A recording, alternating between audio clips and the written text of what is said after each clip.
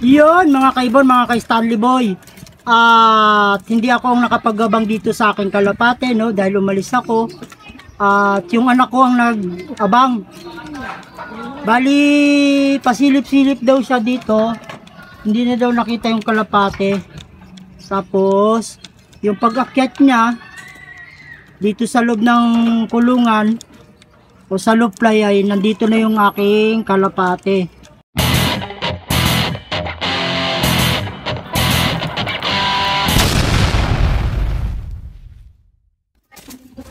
Good morning mga kaibon, mga ka-Stanley Boy. At yun, si Dan Juan, ito nga pala oh. At isinali natin siya sa derby race. Bali sa 3 laps.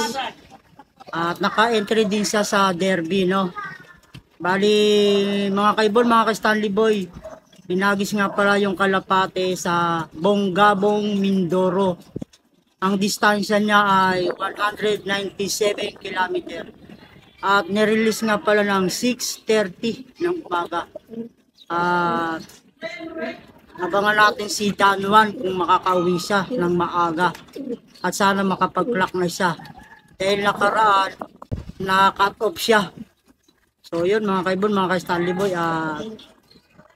abangan na natin. Tara! Time check muna tayo mga kaibon, mga ka-Stanley Boy oh. Ayan oh. At alas 8:04. Ayan yung ating panahon.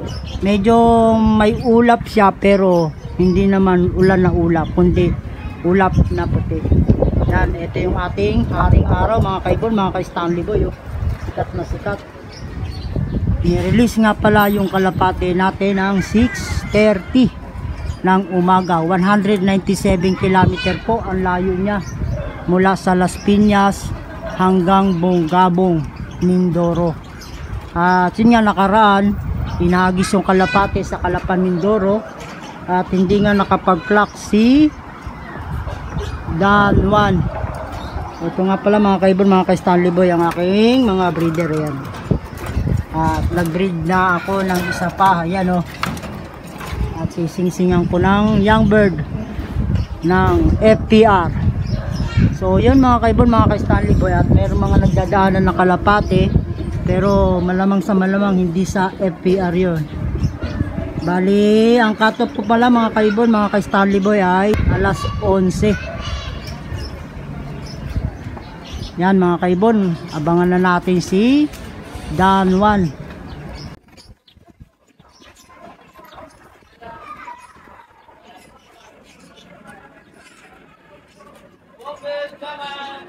Bali si Dan Juan nga pala mga kaibon, mga ka-Stanley Boy, dyan dumadapo sa may poste na yan. Pag unang dating niya, dyan sa dumadapo. Mainit ang panahon ngayon mga kaibon, mga ka-Stanley Boy. At magtago muna tayo, maaga pa naman eh. Time check tayo mga kaibon, mga ka-Stanley Boy. Yan yung ating haring araw oh. Ang taas-taas na. Bali 8:48 na mga kaibon, mga ka-Stanley Boy.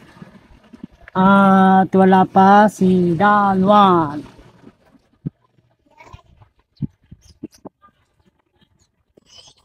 Yan ang ating panahon. Wala pa ganong dumadaan na ibon. Sana makauwi si Dan Juan. Si Dan Juan mga kaibon, mga ka-Stanley Boy, ayan siya. At kasi isa lang natin pang laban ng summer. Yung ibon na yan ay young bird, nasa 4 months and half na siya mga kaibon, mga ka-Stanley Boy. At yung ibon na yan ay linyada ng inagis ko ng pang MacArthur. Ito katatapos na MacArthur race sa Philippines sa ito. At mga kaibon, mga ka-Stanley Boy, titignan natin dahil nakatawid naman siya ng Calapan, Mindoro, at naikla ko siya pero cut-off nga lang. At ngayon inaasahan natin na sana maagaga siyang makauwi at makapag-clock.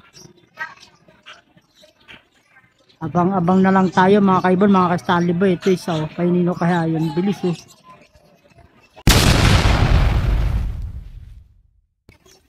Yun mga kaibon, mga kay Stanley Boy.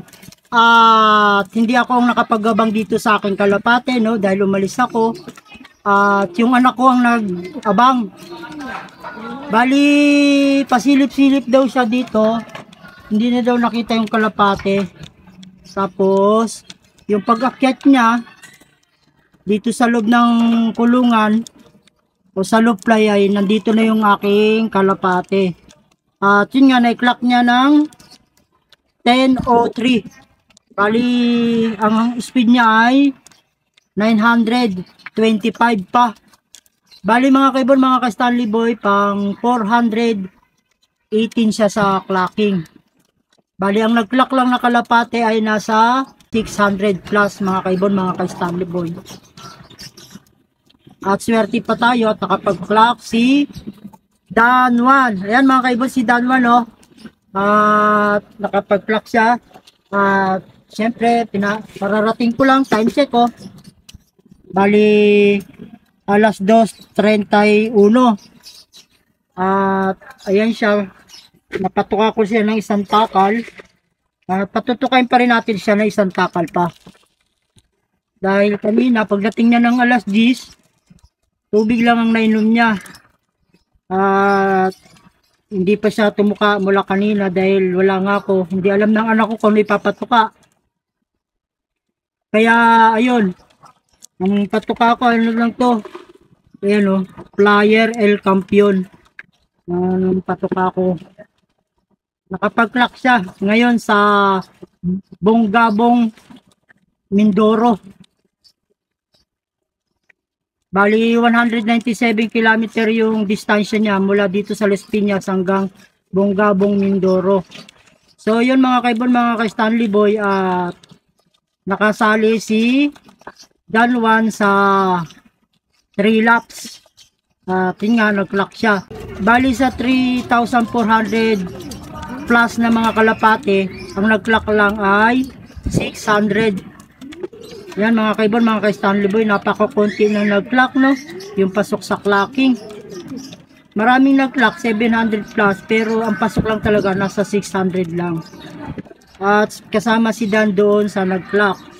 Bali ang speed niya 925. So yun mga kaibon, mga ka-Stanley Boy, at nakaraan niya, nabutas siya ng Calapan, Mindoro. Dahil sa medyo maiksi lang ang oras ng Calapan, Mindoro.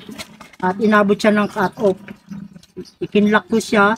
Bali, nasa 200 lang ang speed niya nakaraan. Pero ngayon naman ang hagis ng Bongabong, Mindoro, nakapag-clock si Danwan. Ayan, at sana tuloy-tuloy na hanggang dulo makapag-clock siya. Itong summer race na to mga kaibon, mga ka-Stanley Boy, yan ang pinakamahirap na karera. Kasi nga, tawid dagat lahat yan. Swertihan yung makakapag-clock dyan. Pag sinuwerte ka, makapag-clock ka. Kung hindi, kahit sabi mong magaling yung kalapate, pag hindi ka sinamahan ng swerte, wala. Ganun talaga.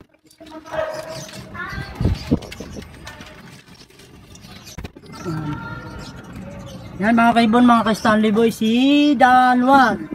Nakapag-clock siya ng Bongabong, Mindoro. Isa lang tong kinakarga ko sa karera mga ibong, mga ka-Stanley Boy.